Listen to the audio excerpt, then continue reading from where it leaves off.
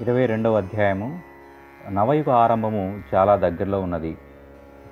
శక్తులలో రెండే ప్రధానమైనవి. వాటి ద్వారానే వినాశకర కార్యములు కానీ లేక శుభప్రదమైన కార్యములు కానీ జరపబడతాయి. అవి శస్త్రబలము, ధనబలము, బుద్ధిబలము, సంఘటనా బలము. చాలా కాలం నుండి శస్త్రబలము, ధనబలము ఆధారంగా మానవత అణగదొక్కబడి అనుచిత మార్గాల్లో ఇచ్చవచ్చినట్లు ప్రవర్తన జరుగుతున్నది. ఇది రాక్షసీ శక్తి. రాబోయే రోజుల్లో దైవశక్తి అయిన బుద్ధిబలము, సంఘటనా బలము తమ ప్రభావాన్ని చూపిస్తాయి. దైవ సామర్థ్యం ఏమి చేయగలదో ప్రపంచం గుర్తిస్తుంది. ఈనాడు దృష్టిగోచరం అవుతున్న విపత్కర పరిస్థితులు విజ్ఞులు ఊహించే సంభావనలు, కల్పనలు కావు. వినాశనం జరిగి తీరుతుంది. కానీ సమయం ఉండగానే కాలచక్రము మారి సత్యయుగ ధర్మాలు మళ్ళీ కనిపిస్తాయి. సాధారణ వ్యక్తుల ఇచ్ఛాశక్తి ప్రభావము చాలా బాగా పనిచేస్తుంది. ప్రజాభిప్రాయం చాలా ప్రభావం చూపించగలదు. విశ్వ పరిస్థితులను నాశనం చేయటానికి ఈ రోజుల్లో ఎవరి చేతిలో శక్తి ఉన్నదో వారు జాగృతమైన ప్రజాభిప్రాయానికి లొంగిపోవలసి వస్తుంది. ఈ ప్రజాభిప్రాయాన్ని మార్చుట కొరకు ప్రజ్ఞా అభినయం నడపబడుచున్నది. నిదానంగా ఇది శక్తిని పుంజుకుంటుంది.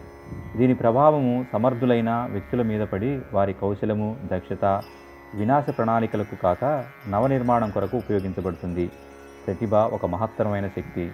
అది ఎటువైపు వెళితే అటువైపు అద్భుత ఫలితాలు సాధించగలుగుతుంది. వర్ధమాన సమస్యలు, అది వాతావరణ కాలుష్యానికి సంబంధించిందైనా, యుద్ధ సామాగ్రులకు కూడబెట్టుటైనా, పెరుగుతున్న అవినీతి అయినా లేక దుర్భిక్షం లాంటిదైనా, ఇతర ఆపదలైనా, ఇవన్నీ వేరువేరు సమస్యలు కావు. అన్నీ ఒకదానితో ఒకటి ముడిపడి ఉన్నాయి. ఒక సమస్యను నివారించగలిగితే మిగతా సమస్యలకు కూడా సమాధానం దొరుకుతుంది. శక్తుల్లో రెండే ప్రధానమైనవి. వాటి ద్వారానే వినాశకర కార్యక్రమాలు కానీ లేక శుభప్రదమైన కార్యములు కానీ జరపబడతాయి. అవి శస్త్రబలము, ధనబలము, బుద్ధిబలము, సంఘటనా బలము. చాలా కాలం నుండి శస్త్రబలము, ధనబలము ఆధారంగా మానవత అణగదొక్కబడి అనుచిత మార్గాల్లో ఇచ్చవచ్చినట్లు ప్రవర్తన జరుగుతున్నది. ఇది రాక్షసీ శక్తి. రాబోయే రోజుల్లో దైవశక్తి అయిన బుద్ధిబలము, సంఘటనా బలము తమ ప్రభావాన్ని చూపిస్తాయి.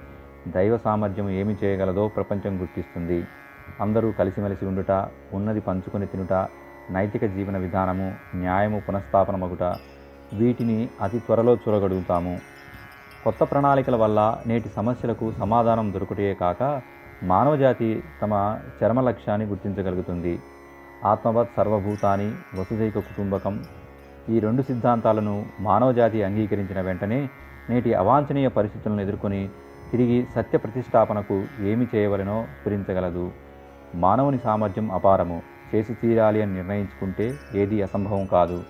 ఈజిప్ట్లోని పిరమిడ్లు, great wall of China, Taj Mahal, Suez, Panama కాలువలు లాంటివి ఎన్నో మానవ ప్రయత్న సత్ఫలితాలుగా గుర్తించవచ్చును. స్థల, జల, వాయుమండలాల్లో రవాణా సౌకర్యాలు అతని బుద్ధిబలమే కదా. నూతన యుగ నిర్మాణానికి ప్రతిభావంతులను ప్రజాభిప్రాయం ద్వారా మంచి వైపు తిప్పగలిగితే మానవులో దేవత్వము, పృథ్వీ మీద స్వర్గావతరణము తప్పనిసరిగా జరిగి తీరుతుంది. వచ్చే రోజుల్లో ఒకే భాష, ఒకే సంస్కృతి, ఒకే ధర్మము విశ్వమంతా వ్యాపిస్తుంది.